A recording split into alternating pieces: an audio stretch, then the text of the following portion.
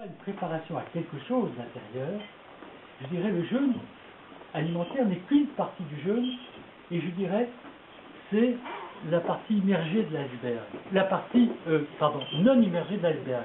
En revanche, la partie immergée dont je vous parle aujourd'hui est la plus importante, c'est le jeûne des pensées. Le jeûne des pensées. Et pour le faire, je vais vous parler d'une parabole. Et après cette parabole, je vous en ferai un commentaire qui pourra peut-être vous donner à comprendre quel jeûne le Seigneur attend de nous. Le Christ nous dit, nous parlons de la fin des temps, c'est un discours eschatologique. Lorsque je reviendrai, je serai comme un berger. Je mettrai à ma gauche les boucs et à ma droite les brebis. Et on comprend que les boucs, c'est pas vraiment la place idéale. Souvenez-vous que le bouc, dans la tradition juive, avait un sens très particulier. On chargeait chaque année un bouc, qu'on appelle le bouc émissaire, d'où, vous savez, on a comme ça dans la société des expressions dont on ne connaît pas l'origine. Bouc émissaire, c'était quoi? C'était que les prêtres d'Israël prenaient un bouc et mettaient tous les péchés du peuple sur lui et l'envoyaient dans le désert, mourir. C'était ça le bouc émissaire. Donc quand le Christ parle de bouc à son peuple, on sent que c'est le bouc chargé de péché. Mais là, c'est pas un bouc émissaire, c'est chacun personnellement. Et à ceux de gauche, il dira, il commence par ceux de gauche, malheur à vous, car quand j'ai eu faim, vous ne m'avez pas rassasié. Quand j'ai eu soif, vous ne m'avez pas désaltéré. Quand j'ai eu froid, vous ne m'avez pas revêtu. Quand j'étais malade ou en prison, vous ne m'avez pas visité. Et cela de dire, mais Seigneur, à qui nous n'avons pas fait? Au plus petit d'entre vous, à qui vous n'avez pas fait cette loi que vous n'avez pas fait. Et à cette droite, il dira, bénis les amis de mon Père, car quand j'ai eu faim, vous m'avez rassasié. Quand j'ai eu soif, vous m'avez désaltéré. Quand j'avais froid, vous m'avez réchauffé, vous m'avez revêtu. Quand j'étais en prison malade, vous m'avez visité. Cela de dire, mais Seigneur, à qui? Nous ne savions pas que nous avions fait ça à toi. Mais le Christ leur dira, au plus petit à qui vous l'avez fait, c'est à moi que vous l'avez fait. L'Église a sauté à pieds joints sur le caractère social de cette parabole en pensant que de donner de temps en temps une pièce à quelqu'un, une couverture, on remplissait toute la parabole. Je dirais, on la laisse au 1 milliardième vide de son contenu spirituel. Parce que c'est beaucoup plus difficile de revêtir notre adversaire, celui qui nous persécute, celui avec lequel on a un conflit. Parfois c'est dans la même famille. Parfois, il y a de l'irritation, il y a de la colère.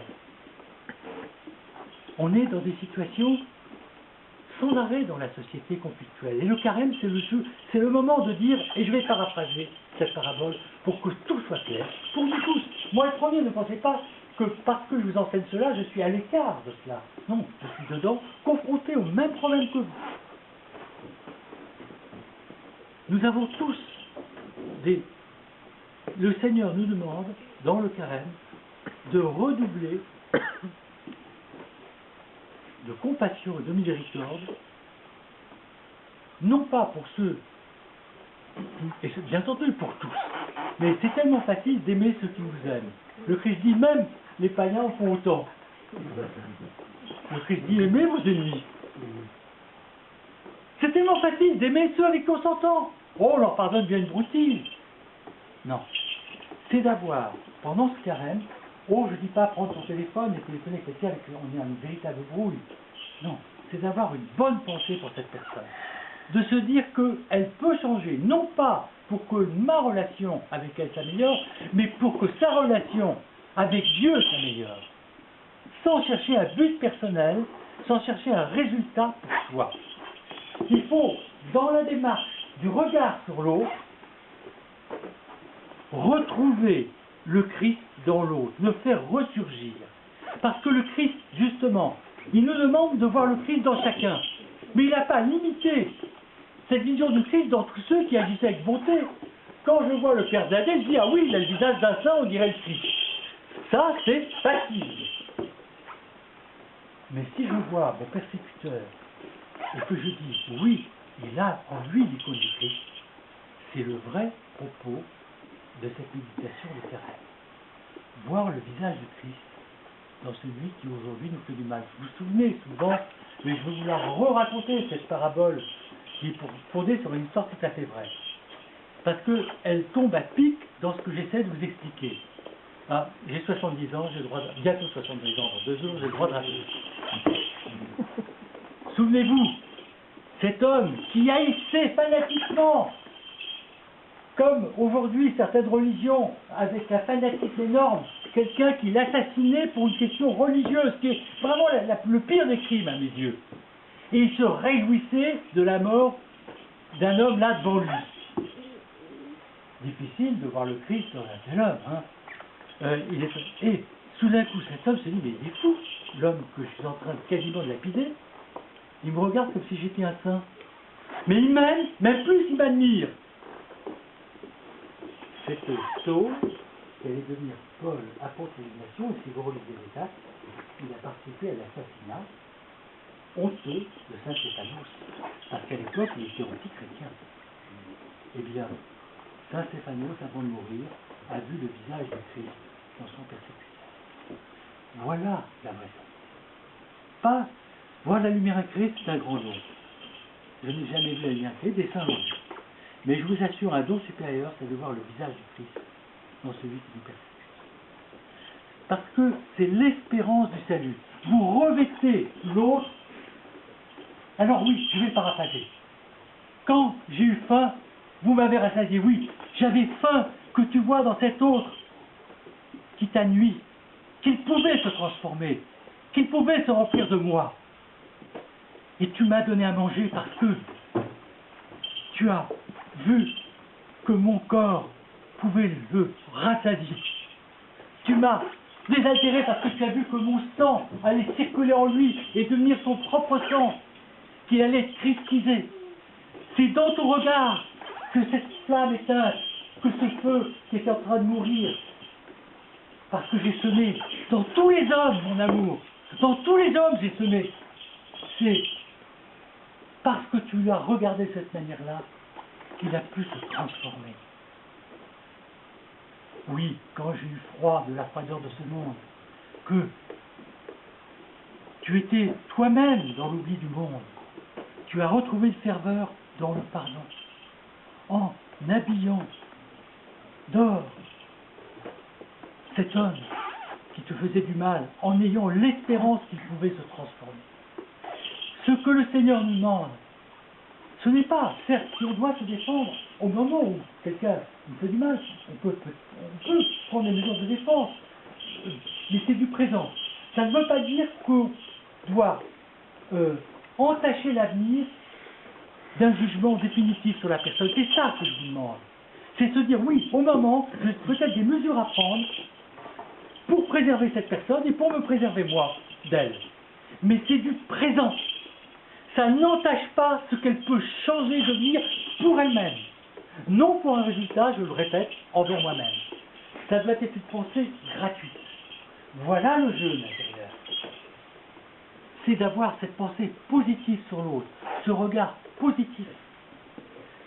Alors oui, nous, le Christ, quand il nous dit « au plus petit à qui vous l'avez fait, c'est à moi que vous l'avez fait », c'est dans l'espérance du salut. Ce n'est pas simplement donner un pauvre par-ci par-là, ce qui est bien, mais qui, comme vous le voyez, par rapport à cet immense effort que peu d'entre nous arrivent à faire, est infime. Les vrais pauvres, ce sont ceux qui sont absents du Christ, qui sont absents de l'amour, qui sont absents de la paix. C'est ça la véritable pauvreté. Si, et je vous assure, dans ce monde, tout le monde dit comment trouver la paix, comment trouver la paix. Mais j'ai une triade. Pour trouver la paix, j'achèverai sur cette triade que je vous répète encore. La paix ne se trouve que quand on a fait la paix en soi avec tous. Alors le Christ nous donne sa paix. Si nous n'avons pas fait la paix en nous avec tous, il n'y aura pas de paix. Il y aura des tiraillements, il y aura de l'angoisse, il y aura des... Mais la paix ne se porte qu'avec la couronne d'épines du pardon à nos ennemis. La paix, ne se produit que dans le pardon illimité, qui comporte l'espérance du salut dans l'autre, le pardon limité, la prière pour ses ennemis, ce qui est revêture de Christ, celui qui nous fait du mal. C'est ça. Quand on prie pour quelqu'un qui nous fait du mal, on le revêt du Christ.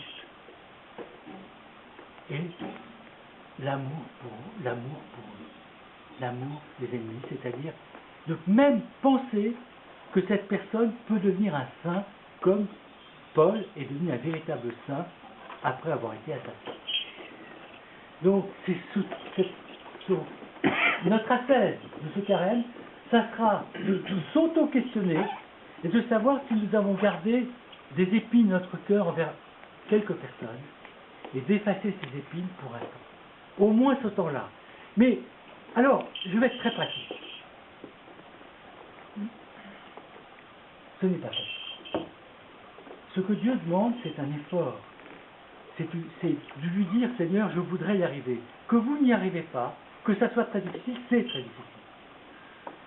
Je vous assure, dans ma vie, je dis simplement, il y a quelqu'un qui m'avait fait une chose particulièrement difficile dans ma vie, un prêtre, quand j'étais moi-même prêtre.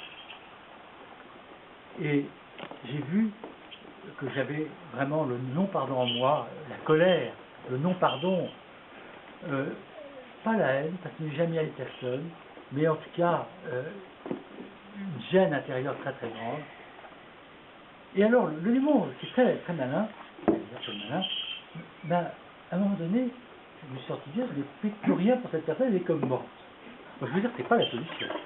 J'ai dit, Seigneur, je préfère encore avoir des sentiments, même un peu agressifs envers cette personne, mais pas qu'elle soit. Elle avait disparu de mon champ de vision. Je ne la voyais plus, elle n'existait plus. Ça, c'était la proposition. Ben, tu n'avais plus. Tu n'es plus irrité contre elle, tu n'es plus en colère. Il m'expliquait tout ça très très bien. Et enfin, j'ai ça simplement, j'ai dit, Seigneur, je ne suis pas capable en ce moment d'aimer cette personne. Mais je te demande de ne pas m'abandonner jusqu'à ce que je l'aime. Et tous les jours, je demandais d'aimer cette personne et de lui parler. Ça a duré 2 ans. Donc, moi je vous demande juste l'effort de commencer. Je ne vous demande pas le résultat. C'est je dirais, le résultat n'a pas d'importance. C'est d'introduire ça dans notre vie qui est important. Revêtez le Christ. Rassasiez le Christ. L'espérance du Christ dans chaque personne. Et alors là, oui, vous serez des seigneurs. Bienheureux les artisans de paix, car ils sont appelés fils de Dieu, ce n'est pas autre chose que cela. Glorifions le Père, le Fils et l'Esprit Saint, seul Dieu dans tous les ciels et les cieux. Amen. Amen.